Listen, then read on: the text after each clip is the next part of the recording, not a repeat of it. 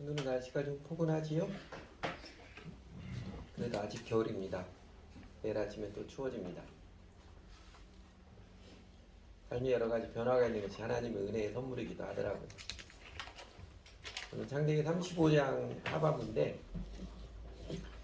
오늘 본문은 이제 창세기 무대에서 야곱이 주연으로 등장하는 이제 마지막 장면입니다. 창세기 크게 보면 아담, 노아, 아브라함, 이삭, 야곱, 요셉 이렇게 6사람의 이야기로 구성되어 있습니다. 그 중에 이제 제일 많은 분량을 차지하는 게 야곱의 이야기고 요셉의 이야기죠. 창세기 25장부터 35장까지 야곱이 창세기 무대에 주연으로 등장을 했고요. 다음 이제 창세기 36장에서는 한 박자 쉬어가듯이 야곱이 쌍둥이에서의 족보가 기록되어 있고, 37장에서부터는 여전히 야곱 가족의 이야기지만 주된 스포트라이트가 이제 야곱에서 요셉에게로 옮겨갑니다. 야곱의 행적을 기록해준 오늘 본문은 짤막짤막하지만 사실 여러 가지 이야기들이 기록되어 있습니다. 야곱이 이제 그 베델을 떠나서 아버지가 사는 헤브론, 기랏 아르바까지 이제 이동하는 과정인데, 그 지역이 대충 이렇습니다. 그러니까 첫 번째 보통 분이엘은 그 야곱이 형 에서와 제엘했던 그 만났던 장소고, 분이엘 지나서 숫곳에 잠깐 장막을 치었다가 세겜으로 갔죠. 세겜에 터잡고 살려고 그랬는데 디나가 불미스러운 일에 당한 사건을 통하고 하나님께서 베델로 올라가라 말씀하셔서 베델에 내려갔고, 베델에서 다시 아버지 그 헤브론에게 가는 도중에 베들레헴 에브라시죠. 에브라스에서 라헬이 죽고, 라헬을 장사하고 헤브론에 있는 아버지 이삭의 집에까지 갔습니다. 대충 이런 행적입니다. 그 여러 가지 이야기 가운데 먼저는요, 야곱의 그 인생 행적, 바단 아람에서부터 베델에 돌아오기까지 사연, 그 가운데 제일 중요한 것은 하나님께서 야곱을 축복하시고 그의 인생을 통한 하나님의 비전을 확인시켜 준 것입니다. 그게 이제 9절에서 15절까지 있는 말씀이죠. 앞에 9절에서 15절까지 있는 이 장면이 하나님께서 야곱을 축복하시고 그의 인생을 통해서 하나님이 하신 일이 있다, 비전을 확인시켜 준 것입니다. 그 야곱의 생애 이야기를 마무리하면서 야곱의 인생은 하나님의 복과 하나님의 비전, 이 두 기둥으로 특징 주어졌음을 가르쳐 줍니다. 여러분, 오늘날에도 정말 행복하고 인생을 의미 있게 보람 있게 사는 사람은요, 하나님의 복과 하나님의 비전, 이 두 기둥을 견고하게 세운 사람들입니다. 바로 자신의 인생을 예수 그리스도께 헌신하고 예수 그리스도를 자기 인생의 주님으로 모시고 따르는 관계를 맺은 사람들. 그래서 그 인생에 하나님의 은혜의 복의 약속이 있고, 그 인생을 통해 하나님께서 하시는 일이 있는, 하나님의 비전이 있는 인생, 그 인생 말입니다. 이렇게 예수를 주님으로 믿고 따르는 자들에게마다 하나님께서는 하나님의 복을 약속해 주셨고, 하나님의 비전을 펼쳐주시며 실현시켜 가주셨습니다. 그리고 야곱이 사실 평범한 삶을 살아오면서도 경험했듯이, 우리도 주 예수를 믿고 따르며 살아가면서 우리 주 하나님께서 그 은혜의 복을 체험케 해주는 기쁨을 점점 더 짜릿하게 경험해가고, 그리고 작은 내 인생을 통해서도 하나님 나라가 완성되는 그 비전이 이루어져가는 이 경이로움을 감격스럽게 체험을 합니다. 그렇지요? 여러분들 생에서도 그 하나님의 복을 체험하고 하나님의 비전이 실현되는 감격스러움을 체험해 가고 있어요? 그게 우리를 기쁘고 즐겁고 신나고 뛰어놀게 하는 것이지요. 야곱은 오늘 본문에서 세 사람, 소위 의미 있는 타자라고 그러죠. 자신의 인생에 큰 관계, 깊은 관계가 의미 있는 타자 세 사람, 야곱을 사랑했고, 야곱이 사랑했던 세 사람과 사별을 하지요. 리브가의 유모 드보라, 그 다음에 라헬, 아버지 이삭, 이렇게 세 사람과 사별을 합니다. 첫째 리브가의 유모 드보라,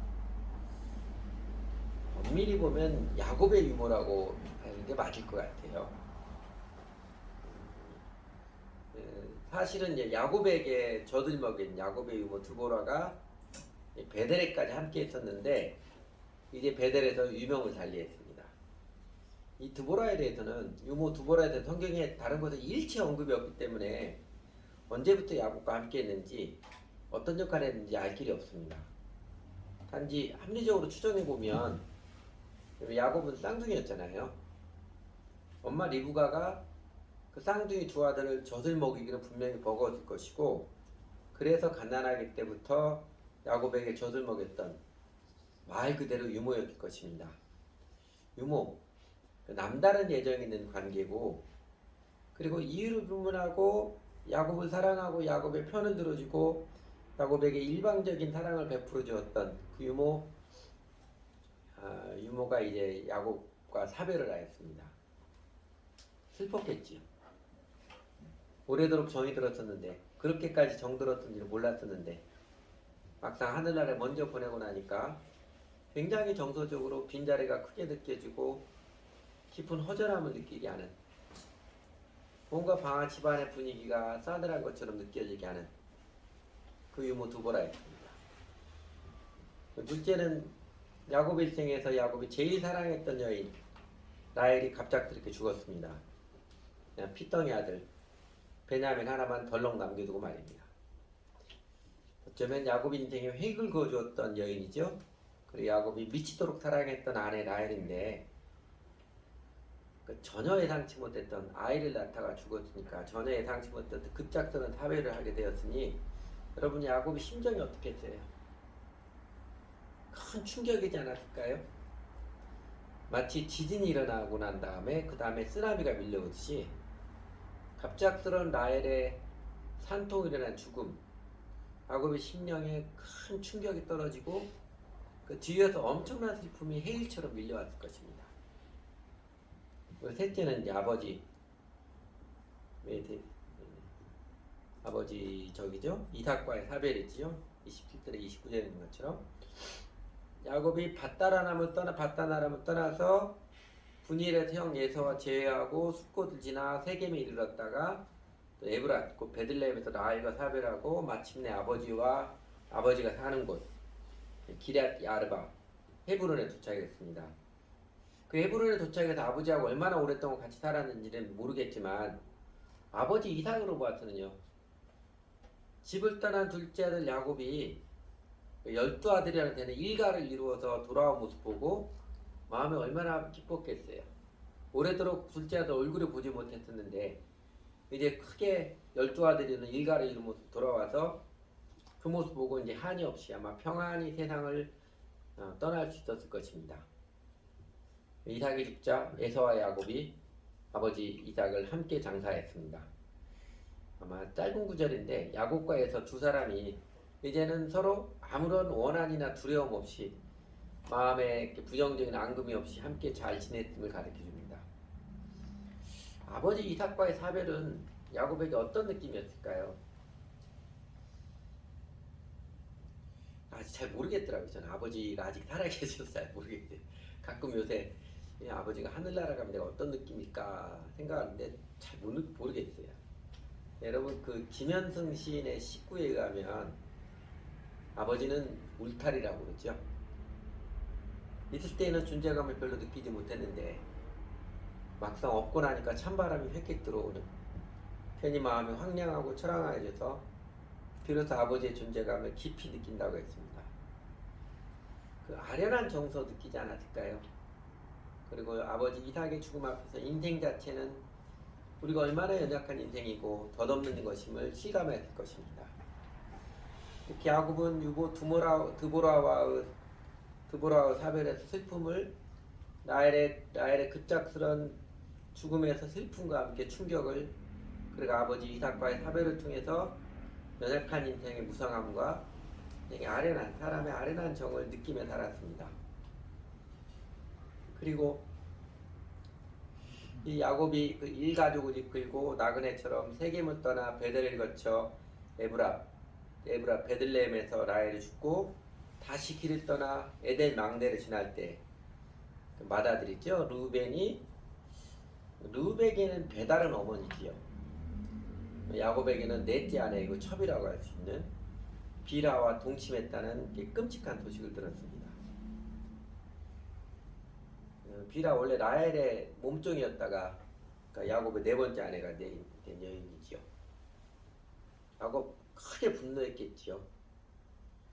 루벤이 전에 그랬잖아요.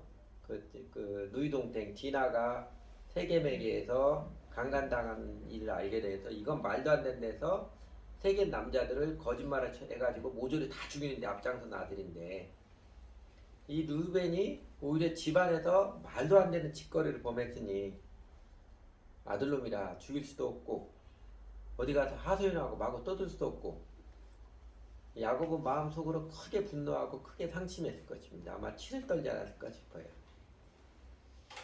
이렇게 바단 아람을 떠나서 아버지 이삭의 집으로 돌아오기까지 야곱은 유모도 죽고 라헬도 갑작스럽게 세상을 떠나고 장자 르우벤은 자기 속을 뒤집어 놓고 마침내 돌아와서 아버지도 죽고 인생을 요약해 주면서 그 성경은 뭘 가르쳐 줘요? 그러면 성경은 야곱에서 태어난 12아들을 다시 이야기해 줬습니다. 아마 베냐민 12번째 아들이 태어난 것 중에서 12아들의 이야기를 다시 이야기해 주지요.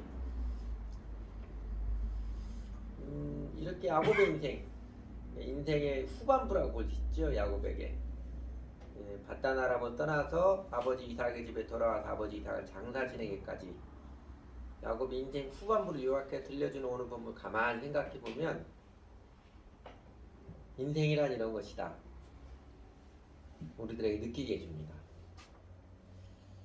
야곱이 사랑하는 사람들과의 사별의 슬픔 앞장서서 딸 디나가 참담한 일을 겪은 끔찍한 사건의 비통함, 제일 사랑했던 사람 라헬이 느닷없이 허망하게 죽는 충격, 그리고 맏아들이 몹쓸지 당한 소식을 들어야 하는 수치스러움과 분노를 느꼈듯이 우리들 모두도 어느 인생길을 걸어가도 인생의 희로애락을 다 겪습니다.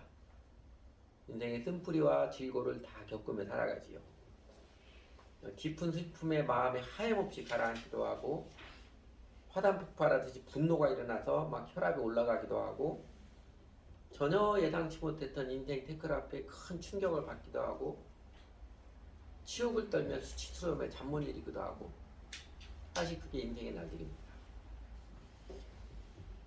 야곱의 인생 지난번에도 한번 말씀드렸듯이 요셉이 총리 되듯이 대박 인생이 된 것도 아니고 모세처럼 민족의 영도자가 된 것도 아니고 다윗처럼 입지전적 유인이 된 것도 아니고 그냥 평범하게 살아온 인생길이었고 그 가운데 슬픔과 충격과 분노 다 겪었지만 그러나 그의 인생에는 하나님의 약속과 비전이 성취되고 있었습니다.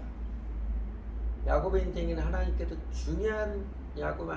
동행해 주셔서 중요한 순간마다 말씀해 주시고 그가 하는 일에 형통하게 해주시며 내가 너를 창대케 하리라 이 복의 약속을 이루어 주셨고 너의 자손으로부터 왕들이 나올 것이다. 그 비전을 실현시켜 주셨습니다. 그 야곱이 한 인생을 살아가는 동안 그렇게 하나님께서 복과 비전의 약속을 이루어 주신 확실한 증거가 바로 12아들들이지요. 12아들들입니다. 이스라엘의 12지파를 이루고 이 아들들 통해서 모세도 다윗도 엘리야도 태어나고 마침내 야곱의 후손으로부터 메시아 그리스도가 탄생하는 하나님의 비전이 이루어져 가고 있었습니다. 이렇게 야곱의 아들이 12이죠.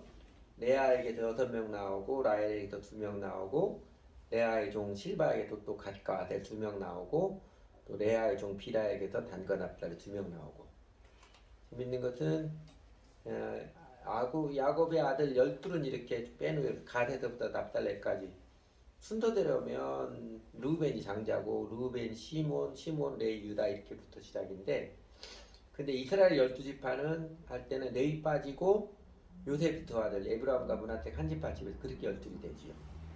더 흥미로운 것은 그 유다를 통해서 유다 아들 베레스를 통해서 다윗 궁극적인 통치자이신 다윗이 나오고 다윗의 후손 예수 그리스도 탄생을 하고, 그 다음에 야곱이 12아들을 축복할 때 보면 장자권을 통해서 장자권을 주고 제일 창대케 하는 사람은 에브라임을 통했습니다.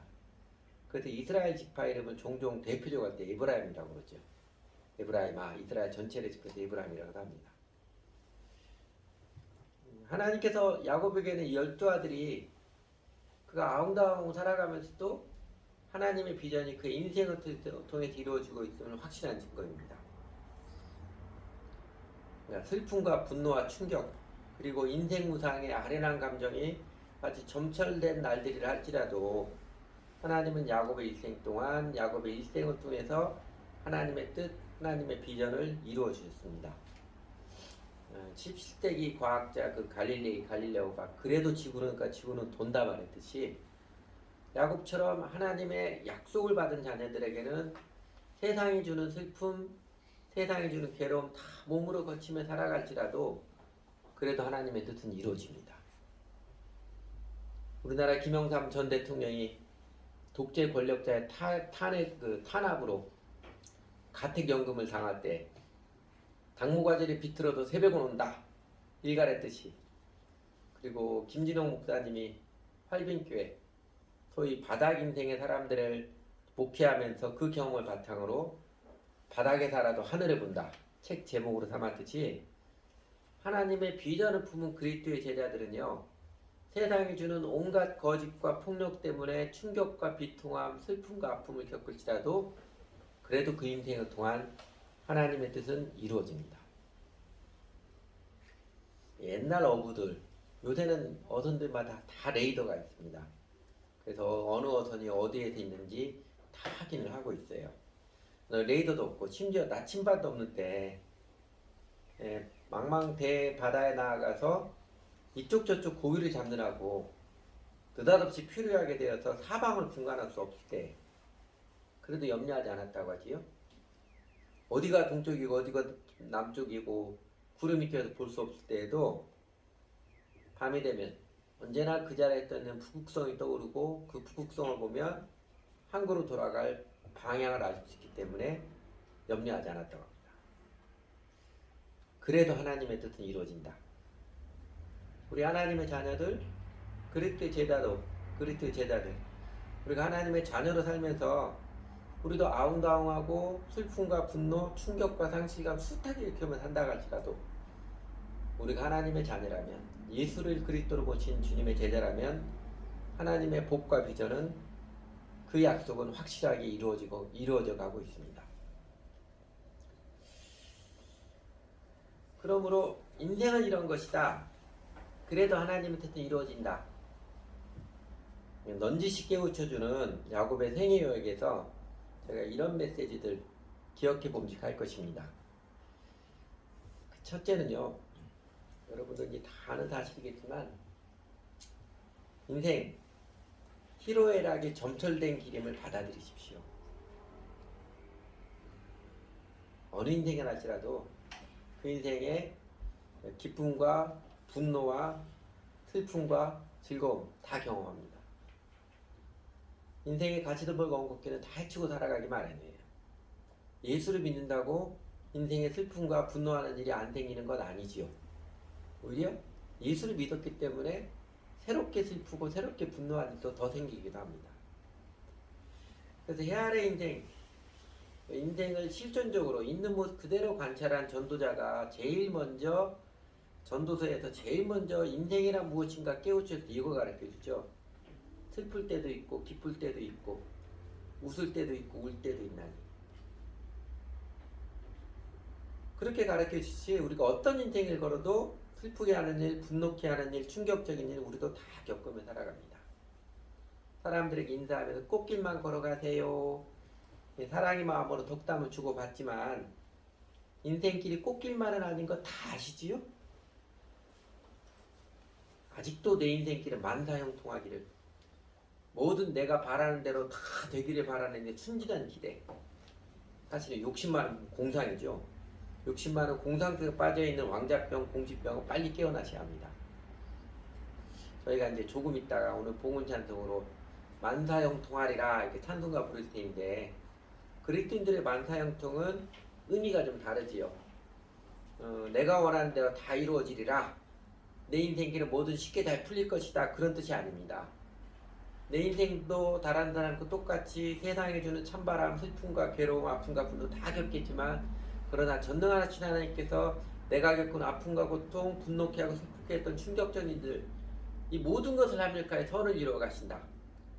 내 뜻대로 안 되는 게 투선이 내 인생이지만 내 인생의 모든 일은 살아계신 하나님께서 다 합쳐서 선을 이루어 가신다.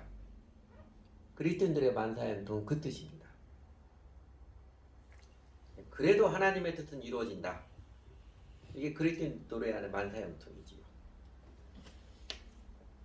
나만 특별히 불행하고 나만 오발탄이고 나만 재수없는 인생이고 그런 건 아닙니다.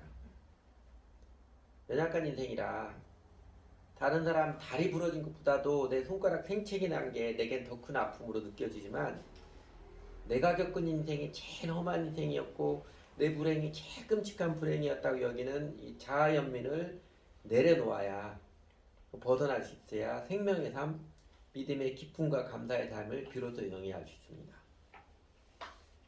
그리고 여러분, 우리가 겪는 슬픔과 고통이 아무리 기가 막히고 커도 우리 주 예수님께서 이 땅에 내려와 사셨던 십자가의 길을 가셨던 그 모습 앞에 우리가 어디 명함이라도 내밀 수 있겠습니까? 그러나 예수를 믿고 따르는 자들에게는 그 예수님께서 우리의 인생길에 함께 하시며 우리를 인도해 주십니다. 그래도 하나님의 뜻은 이루어져 가고 있다. 이 명제에서 볼 수 있는 두 번째 메시지, 기억하고 싶은 두 번째 메시지는 이것입니다. 하나님을 정말로 믿어서 의미 있는 인생을 사십시오. 하나님을 정말로 믿고 사십시오. 하나님을 하나님으로 바르게 믿어서 작고 평범한 내 인생이지만 내 인생에 영원한 하나님의 뜻을 담으십시오. 구약성경 시편, 여러분 시편의 70%는 슬픔, 애가 슬픔의 노래입니다. 인생 70%가 슬픔의 날들이라는 것이지요. 인생 70%가 슬픔의 날들이고 인생길 내 마음대로 되는 것이 아니고 그렇게 슬픔과 분노, 충격과 무상함으로 점철된 인생뿐이라면 산다는 게 도대체 무슨 의미가 있겠습니까? 그래서 인생을 눈에 보이는 있는 모습 그대로 관찰하고 연구했던 실존주의 철학자의 철학의 대가 사르트르가 이렇게 결론 내렸습니다. 인생이란 무에 대항해서 사라지기까지 뽀글거리는 작은 의식이다. 이 인생에게 생동감을 줄 수 있는 궁극적 의미는 더 이상 존재하지 않는다. 무지하게도 부지런히 의미에 대한 추구를 했었지만 의미를 추구하면 할수록 사르트르가 직면했던 것은 허무의 벽이지요. 아무것도 없는 큰 바다에서 그냥 뽀글거다가 사라지는 작은 의식에 불과하다. 그래서 전도서에서도 해 아래 인생이 전부라면 하나님 없이 고통의 바다를 항해하는 게 인생이라면 아예 태어나지 않는 게 최고이고 어차피 태어났으면 일찍 죽는 게 최선이다. 이렇게 시니컬하게 말하기도 하지요.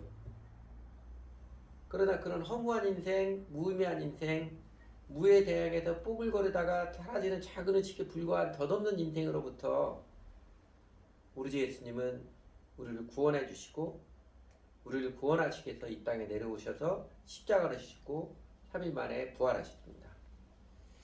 구원은요, 일면 내 인생에 하나님의 뜻을 담는 내 인생에 영원의 의미를 부여받는 인생 혁명입니다.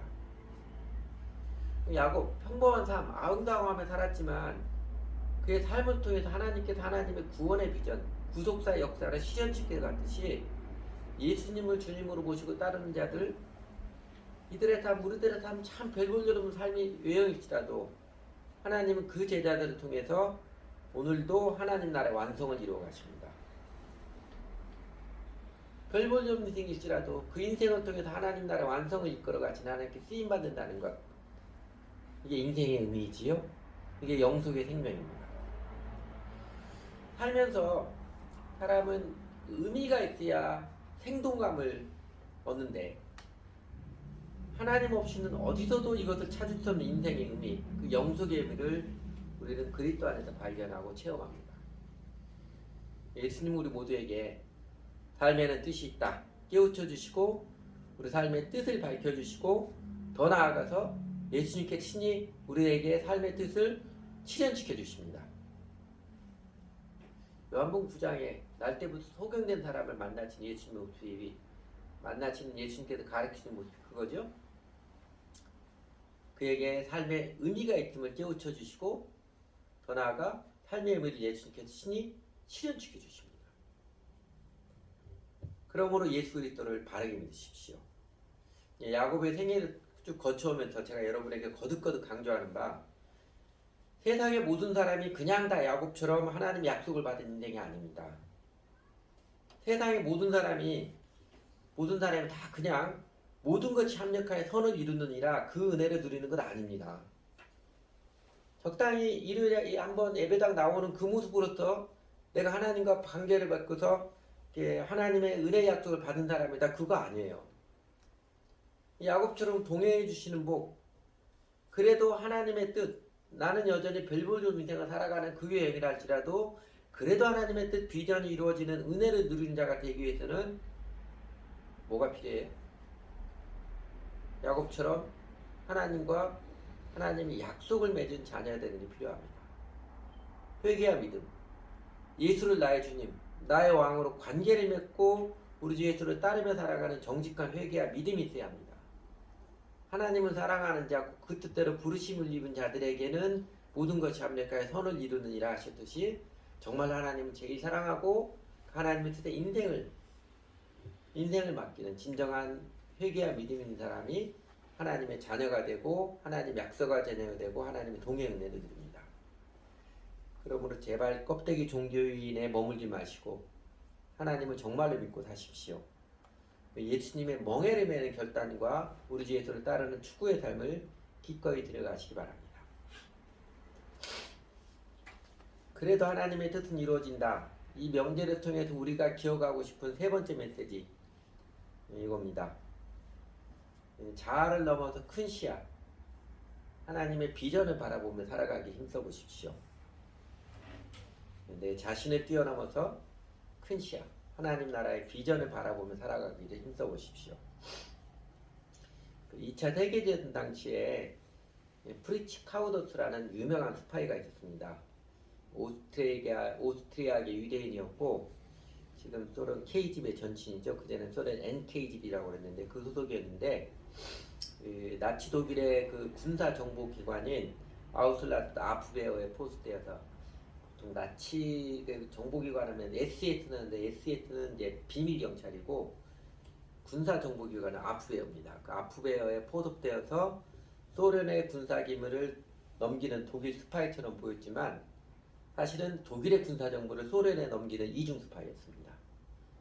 그러니까 괜찮은 정보들을 독일에게 넘겨주어서 신뢰를 듬뿍 얻은 후에 정작 결정적일 때 스탈린그라드 전쟁 때 거짓 정보를 독일에게 주어서 독일이 소련에게 패배하게 한 결정적 역할을 했습니다. 결국 카우더스의 정체를 눈치챈 독일 아프베어가 그를 체포해서 감옥에 집어넣었습니다.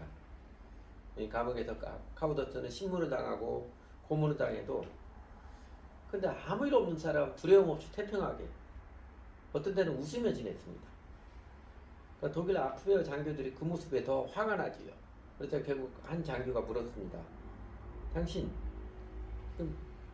잡힌 주제에 목숨이 파리 목숨 주제에 그렇게 태평한 이유가 뭡니까?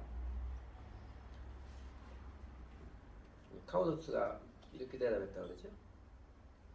지금은 제가 당신 죄수로 잡혀있지만 저는 알고 있습니다. 이 전쟁 결국 독일이 패전할 것 저는 알고 있습니다. 당신도 알고 있지 않아요? 태연스럽게 대답했다. 그러면 세상이 주는 괴로움에 내 영혼이 시달리지 않고 세상이 주는 바람을 오히려 유연하게 타면서 비굴하지 않게 초라하지 않게 평안과 담대함을 유지하며 살아가는 비결이 바로 이것입니다. 자아를 잊어버리고 자아를 우리 주님께 맡기고 하나님 나라의 비전을 품고 하나님 나라의 비전이 실현되는 모습을 바라보며 살아가 보십시오. 제가 좋아하는 시 하나 소개해드리겠습니다. 이혜임 수녀 시인의 시인데, 아마 그 이혜임 수녀 시집 중에 제목 중에 하나도 오늘은 내가 반달렀던 요 시에 인용했습니다. 손실은 나목의 가지 끝에 홀로 앉은 바람 같은 목숨의 빛깔. 그대의 빈 하늘 위로 오늘은 내가 반달로 떠도 차오르는 빛. 구름에 숨어서도 웃음 잃지 않는 누이처럼 부드러운 달빛이 된다. 잎새 하나 남지 않은 나의 뜰하겐 바람이 차고 마음엔 불이 붙는 겨울날. 빛이 있어 혼자서도 풍요로워라. 맑고 높이 사는 법을 빛으로 출력이는 겨울 반달이야.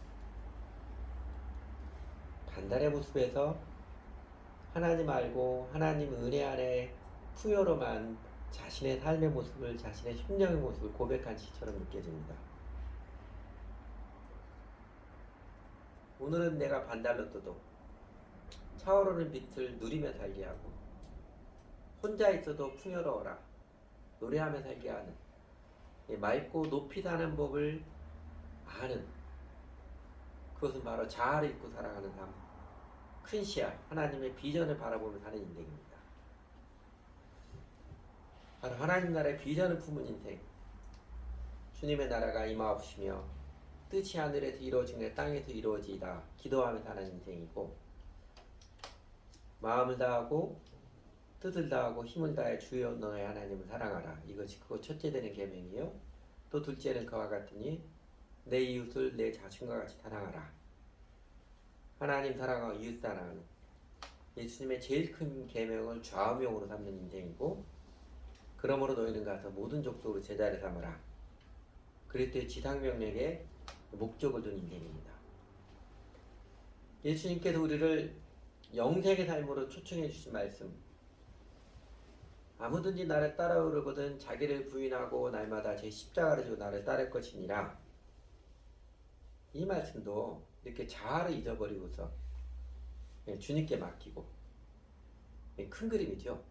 하나님 나라의 비전을 키우고 품으며 비전에 따라 살아가는 인생이 되는 것입니다. 여러분도 경험하지요?